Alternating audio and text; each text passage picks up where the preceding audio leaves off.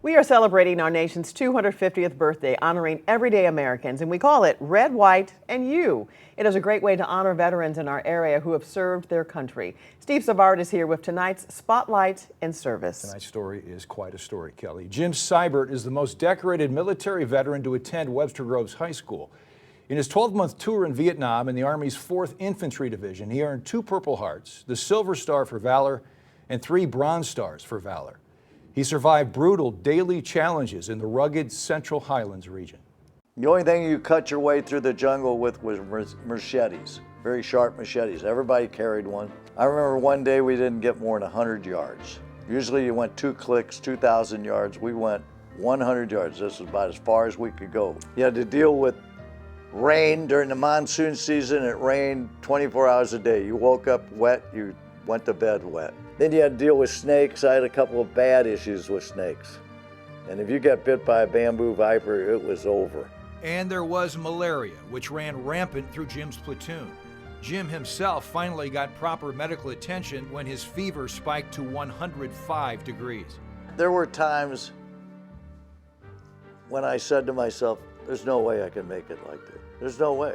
There is no way I'm going to possibly be able to keep up this tempo for a whole year. But you do. Jim's year-long tour was almost cut short by the North Vietnamese in 1968. After his platoon was ambushed, Jim was shot through the leg and suffered shrapnel wounds to his other leg, face, and neck, but somehow managed to drag a badly wounded sergeant and lieutenant to safety. You dragged those men with 2 tourniquets wrapped around your legs, right? I didn't know that then. I knew as I was moving. I didn't know it. I couldn't feel anything. But you put the tourniquets on yourself. I put tourniquets on myself, yeah, because I didn't want to bleed out. I knew I was bleeding bad. But when you're facing positive death, it's amazing what the human body can do. That's what was going through me at the time. I didn't feel anything. All I wanted to do was get out of there, and I didn't want to leave these 2 men lying there. The lieutenant survived and recommended Jim for commendation. Jim recovered from his wounds for a month before returning to combat and finishing his tour. After returning home, he struggled for years with what he calls deep PTSD. At least 4 nights a week I had nightmares. And you just lived with it. I drank a lot, tried to cover it up by drinking. I don't think I was an alcoholic, but I was close. Jim struggled to speak about Vietnam for decades. You get the Bronze Star either for meritorious, like for being just a good soldier, or you can get it for heroism. But now speaks about his service with remarkable candor. Mine are for valor, for heroism. But there is one question that's off limits. Well, how many of the enemy did you actually kill? I never wanted to answer that, never would.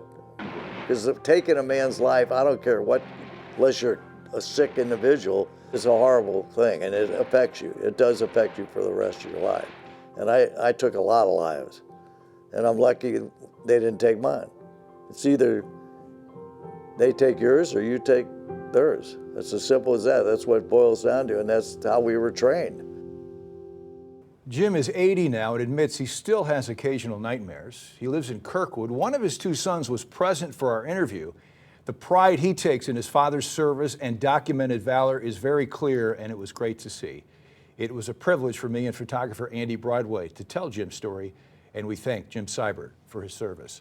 We Kelly, certainly do. He credits his days as an athlete at Webster Groves High School and then later at Central Missouri State University for helping him get through the challenges in Vietnam. Yes, and that, again, we cannot thank you enough for being able to do these stories so they can tell their stories. Well, the thanks go to them Jim wasn't able to tell this story for decades, but he does now, and he tells it with crystal clear clarity. Yes, he does. All right, thanks, Steve.